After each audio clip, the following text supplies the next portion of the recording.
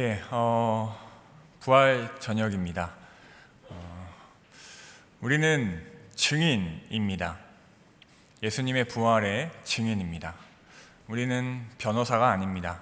우리는 예수님의 부활을 그리고 예수님을 변호하는 자들이 아니라 우리가 만난 예수님, 우리가 보고 듣고 느낀 부활의 감격과 소망을 증언하는 자들입니다.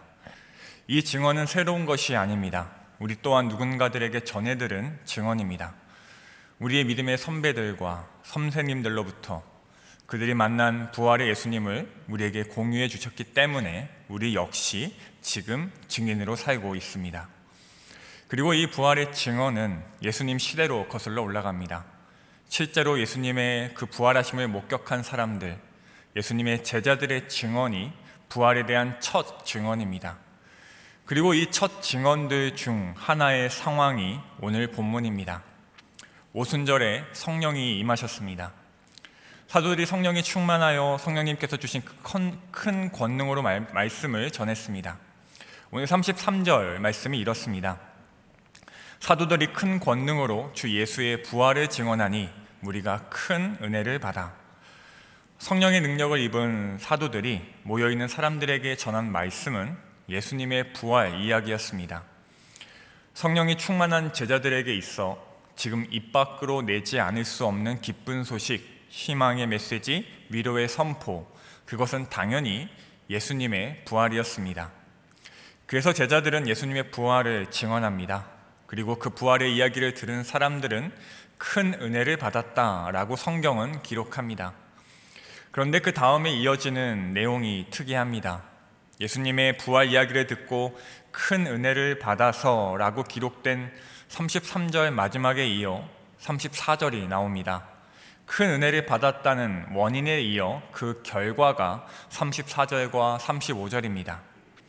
그 중에 가난한 사람이 없으니 이는 밭과 집 있는 자는 팔아 그 판 것의 값을 가져다가 사도들의 발 앞에 두매 그들이 각 사람의 필요를 따라 나누어 줌이라.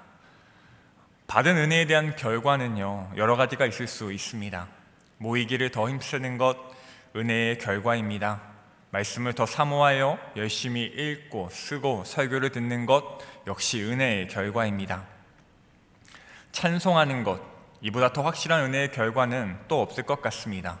예배와 찬송은 너무 명확한 은혜 받은 자의 모습입니다. 그리고 또 오늘 다른 은혜의 결과가 등장합니다.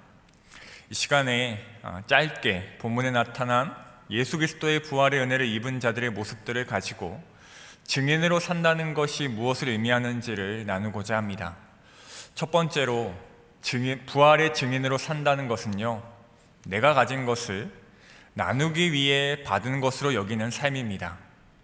내가 가진 것을 나누기 위해 받은 것으로 여기는 삶. 예수님의 부활의 이야기를 들은 사람들은 자신의 소유를 나누어 주었습니다.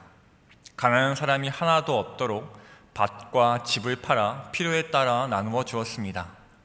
나누어 준 그들은 집이 필요 없었을까요? 밭이 필요 없고 가축이 필요 없어서 다 나누어 준 걸까요? 아니요, 그들에게도 필요한 재산이었습니다. 그런데 그들은 놀랍게도 지금 자신들이 가진 것들이 중요하지 않았습니다. 필요했지만 중요하지 않았습니다. 내가 가진 것에 욕심내지 않을 수 있는 이유, 이 땅의 삶이 다가 아니라는 확신 때문입니다. 죽음이 끝이 아니며 그 언젠가 이 육신을 벗어나 이 땅에 얽매이지 않는 완전한 부활을 기대하기 때문입니다. 오늘 원로 목사님 설교 말씀처럼 부활의 은혜를 맛본 신자에게는 평강이라는 열매가 있기 때문입니다. 그래서죠, 부활의 은혜를 입은 사람들이 자신의 소유를 나눌 수 있었던 이유입니다. 사랑하는 성도 여러분, 정말 부활을 소망하십니까? 정말 부활의 은혜가 있으십니까? 그렇다면 지금 내가 가진 것들을 악착같이 쥐고 있을 명분이 없으신 겁니다. 부활의 때에 가지고 갈 수 있는 것들이 아니기 때문이죠. 무엇을 가지고 계신가요? 어떤 것들을 누리고 계시나요? 우리가 가진 모든 것은 나누기 위해 받은 것임을 잊지 마시기 바랍니다. 두 번째로 부활의 증인으로 산다는 것은요, 부활의 때에 후회할 만한 일을 남기지 않는 삶입니다. 우리는 부활 때에 승리의 개가를 부를 것입니다. 이미 보장된 승리가 있고 그때 그 승리를 맛볼 테니까요. 그런데요, 우리가 그때 자랑할 승리가 부활하신 예수님께서 주신 그 승리가 아닌 다른 것이라면 얼마나 민망할까요? 예수님께서 오셨을 때 주님, 내가 이 땅에서 이만큼 이겼습니다. 이렇게 승리했습니다. 내가 받은 트로피를 보십시오. 내가 쌓아온 경력들을 보세요. 내가 싸우고 빼앗고 나누지 않고 경쟁해서 그렇게 열심히 살고 노력해서 쟁취한 것들입니다. 나의 대궐 같은 아파트를 보십시오. 나의 멋진 차를 보십시오. 나의 찬란한 시계를 보십시오. 저는요, 부활의 때에 제가 얼마나 많은 후회를 할지 벌써 걱정이 됩니다. 저 하늘에 싸들고 가지 못하는 나의 소유들을 들고 주님 앞에 설 때 얼마나 민망할까요? 질문 하나 드려보겠습니다. 아마 많이 이 질문을 받아보시고 이 얘기를 들어보셨을 텐데요. 지금 제가 성도님들에게 100억을 일시불로, 그것도 현찰로 드린다고 생각해 보세요. 생각만 해도 좋으시죠? 이 땅에서 지킬 수 없는 약속이니까 제가 천국 가서 드리겠습니다.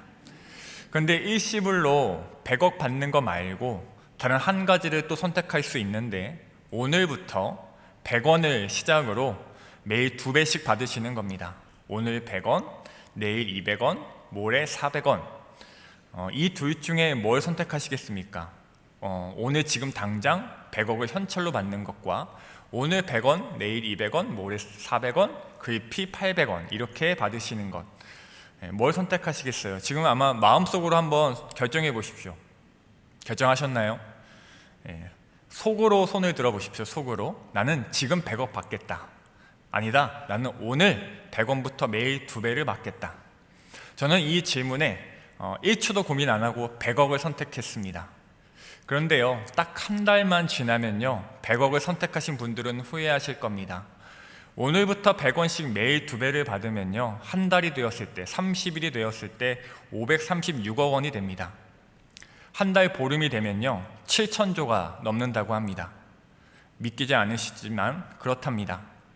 돈으로 말씀드려서 죄송합니다만 사랑하는 성도 여러분, 부활 때의 영광, 그 놀라운 천국 앞에서 7천조 원보다 값진 승리 앞에서 100억 들고 자랑하시겠습니까? 지금 우리 눈앞에 이 땅에 귀해 보이는 것들이 정말 우리의 영광이 될 거라고 믿으시나요? 우리는 부활의 증인들입니다.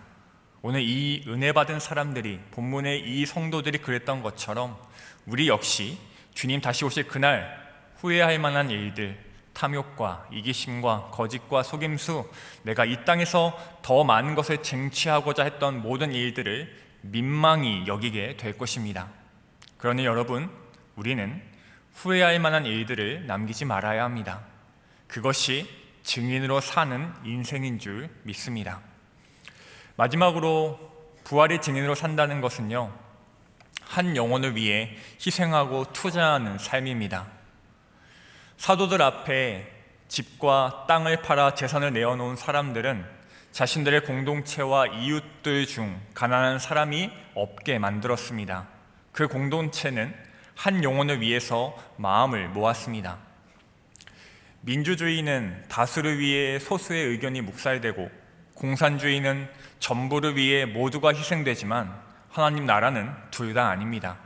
하나님 나라는요, 한 사람을 위해 모두가 기쁨으로 섬기는 나라이며 모두를 위해 기꺼이 나를 드리는 나라입니다.